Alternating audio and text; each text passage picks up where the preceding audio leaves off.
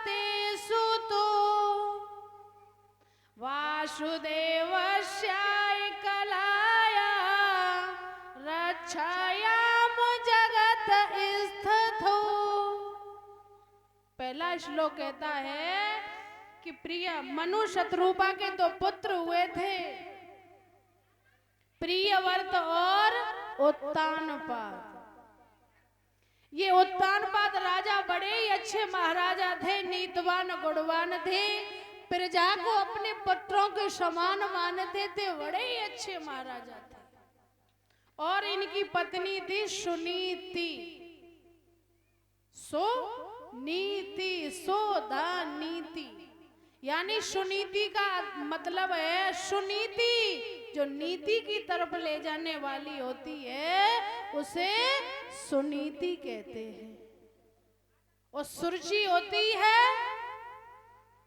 अनीति की तरफ ले जाने वाली, उसे सुरुचि कहते हैं। सुनीति होती है नीति की तरफ ले जाने वाली। तो आज वक्त ये महाराजा उत्तानपाद बड़े ही अच्छे महाराजा थे। सुनीति नाम की इनकी पत्नी थी, बड़ी पतिव्रता थी, अपने पति की सेवा में आठों पैर हाजिर रहती थी। हर माँ का कर्तव्य है अपने पति की सेवा करना।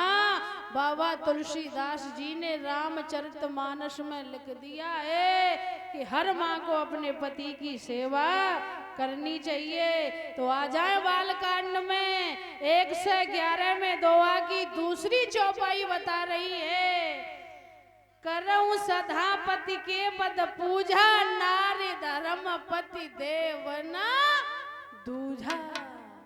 माँ का कर्तव्य होता है अपने पति की सेवा करना, कोई दूसरा नियम नहीं है, केवल अपने पति की सेवा करना ही माँ का कर्तव्य है। एक ही धर्म एक व्रत नेमा, काय वचन मन पति पत प्रेमा। हर माँ का कर्तव्य है अपने पति की सेवा करना। मैया पति की सेवा करती रहना। औरत भक्तों मैयाओं का स्वर्ग तो पति के चरणों में ही है। आज सुनीति अपने पति से बड़ा ही प्रेम करती है, बड़ी पतिव्रता है, बड़ी अच्छी महारानी है। भक्तों ये पतिव्रता स्त्रियां बड़े भाग्य वाले व्यक्तियों को ग्रहण हुआ करती हैं, बड़े भाग्य वालों को, बड़े भाग्य से भक्तों ये शील सुशीला स्त्रियां ग्रहण होती हैं। बड़े भाग्य वाले व्यक्तियों को तो कैसे होती हैं?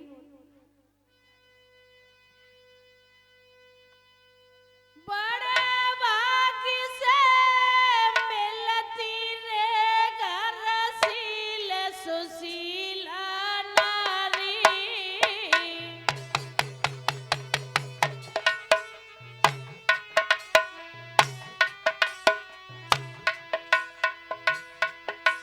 ओए पूर्व जन्म परिणाम रे और मन में यही विचारी।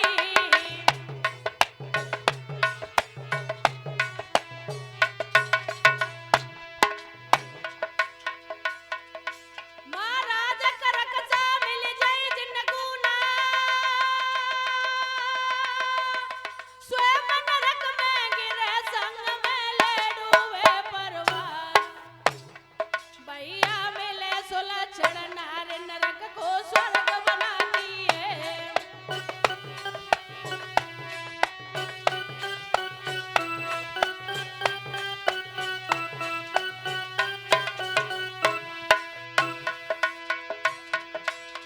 स्वर्ग बनाती है, नरक को स्वर्ग बनाती है।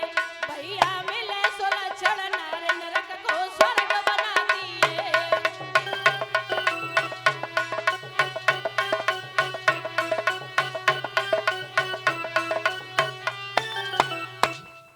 भक्त बड़े भाग्य वाले व्यक्तियों को ये शील सुशीला स्त्रियां ग्रहण हुआ करती हैं, कभी ने कहा है।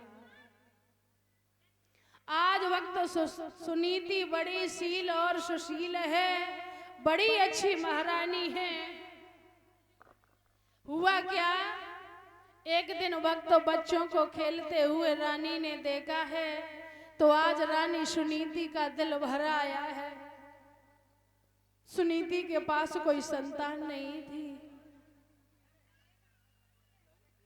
बच्चों को खेलते हुए देखा है तो आज रानी का दिल पिघलने लगा है कि आज शायद मेरा भी एक लाल होता तो आज मुझे इस अंगने में घूमता हुआ दिखाई देता। बच्चे के दुख को मां ही जान सकती है। तो आज महारानी ने बांदी से कहा है कि बांदी आप कचहरी में चली जाओ, मेरे महाराज को बुला करके लाना, बोल देना कि रानी साहिबा ने आपको महलों में याद किया है। तो आज ये बांदी बातें सुन करके मैया आज महाराज की कचहरी में पहुंची और बोली, महाराज आपको आज महारानी ने याद किया है, याद किया है। तो महाराज बोले, अच्छा हमें याद किया है। तो आज भक्त महाराज ने उस कचहरी को बंद कर दिया और बांदी के साथ चल देते हैं। तो कैसे चले हैं? बरखास्त कचहरी कर दई रे बानी संग भूपति आए।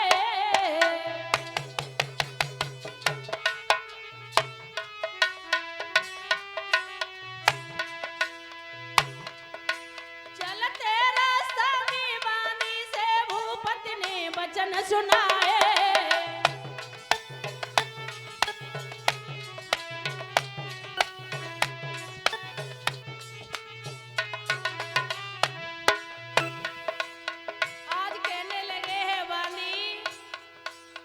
हमें रानी ने याद किया है। बानी बोली है, महाराज आपको रानी साहिबा ने याद किया है। मेरी रानी दीजिए साफ साफ बतला,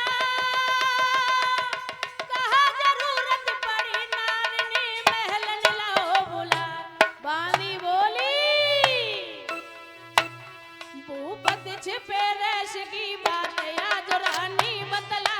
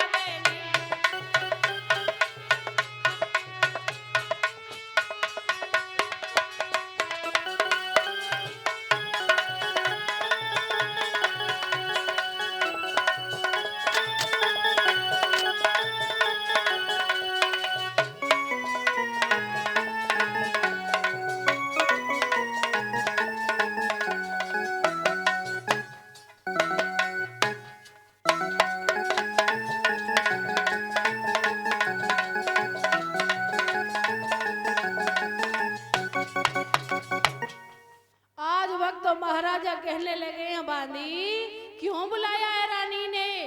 तो बांदी कहने लगी, महाराज हमें पता नहीं है क्यों बुलाया है, लेकिन रानी साहिबा ने आपको महलों में याद किया है। तो आज बांदी से बातें करते करते महाराज महल के पास आ जाते हैं।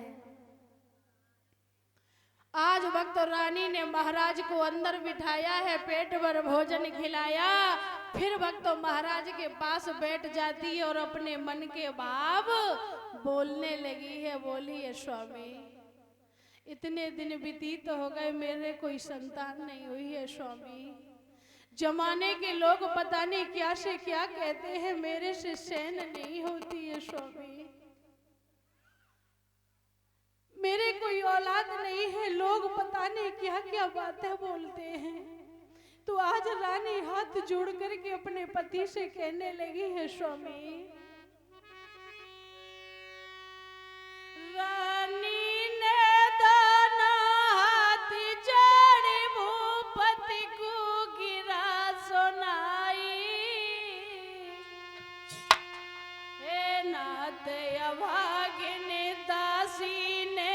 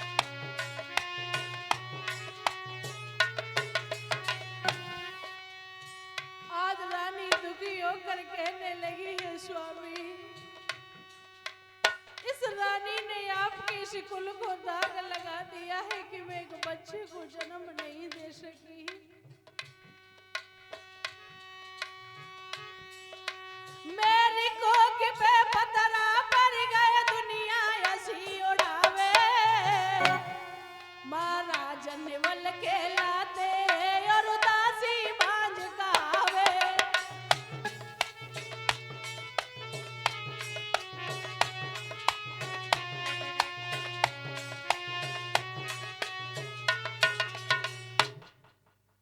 आज रानी हाथ जोड़ करके अपने पति से कहने लगी है, स्वामी इस रानी ने आपकी सुकुल को दाग लगा दिया है। गांव के लोग सभी लोग मेरी हंसी उड़ाते हैं कि मैं एक बच्चे को जन्म नहीं दे सकी। तो आज महाराज समझा करके कहने लगे हैं, रानी गांव वालों की बातों पर ध्यान क्यों देती हो? ये तो संसार है, ये तो जमाना है, जो बग रहा है उसे बगने दीजिए। अरे आपकी संतान नहीं है तो कोई बात नहीं है, हम इसी प्रकार अपना जीवन व्यतीत करेंगे। ये तो समय समय की बलियारी, इतनी क्यों दुखी होती हो? लेकिन उस मैया की ममता एक बच्चे के लिए भटक रही है कि नहीं स्वामी, मैंने आपके इस घर, पवित्र जैसे घर को दाग लगा दिया कि मैं एक बच्चे को जन्म नहीं दे सकी हूँ। सभी का मैं चर्चा का पात्र बन गई हूँ। मुझसे ये बातें सहन नहीं होती है स्वामी। तो आज महाराज समझा करके कहने लगे हैं, रानी आप इतनी क्यों दुखी होती हो? ये तो समय समय की बलियारी है। तो समझा करके महाराज अपनी पत्नी से बोले हैं, रानी तो क्या बोले हैं बबलू भैया? आज बोले हैं, रानी कैसी बातें करती हो, इतना दुखी क्यों हो रही हो? काऊ के बनी रहे मेला दू मेला, काऊ पे एक झुपड़िया नारे, और काऊ के बनी रहे मकान रे हाथी, काऊ पे एक बुकरिया नारे।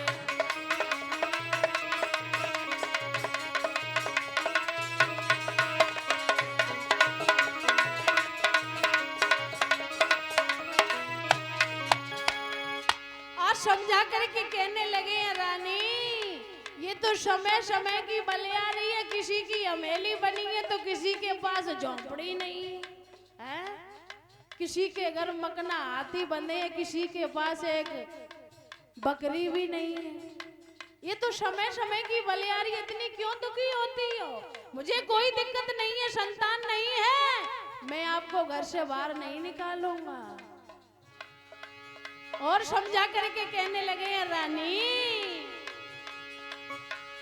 काऊ के भरी राय माल खजाने, काऊ पे एक रुपया नारे, और काऊ के खेले 10-10 लड़का, राजा पे एक बिटरिया नारे।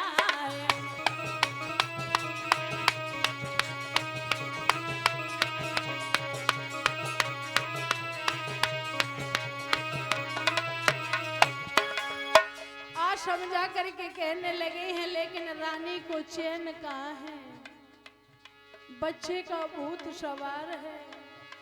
रानी कहने लगी है, स्वामी बात तो आपकी सही है, लेकिन मेरी भी बात पर तो ध्यान दे लो। कभी कहता है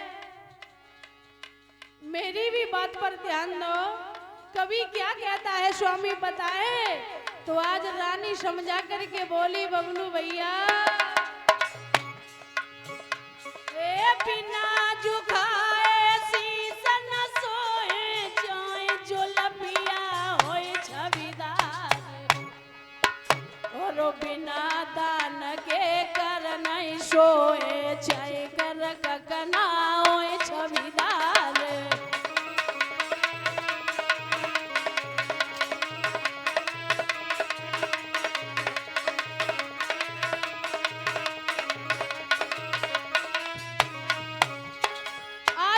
समझा करके कहने लगी है, स्वामी बिना जुगाए तो ये शीश भी शोभा नहीं देता है, बगैर दान के ये हाथ भी शोभा नहीं देते, चाहे कितने भी कंगन पहन लेना। मेरी भी बात पर ध्यान दो स्वामी। और बोली स्वामी सुनो, रैयत बिन राजा नहीं सोए, चाहे जीते समुंदर पार। और बेटा बिना बुढ़ापो न सोए, कितने होए कुटुंब परिवार।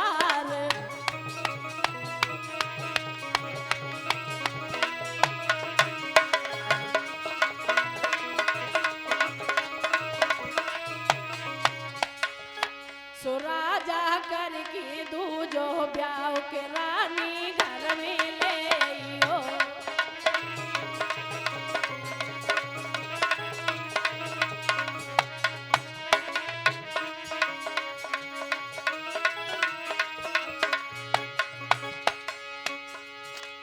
घर में ले आइयो, अरे हाँ घर में ले आइयो। सो राजा कर की दूजो ब्याह के रानी घर में ले आइयो।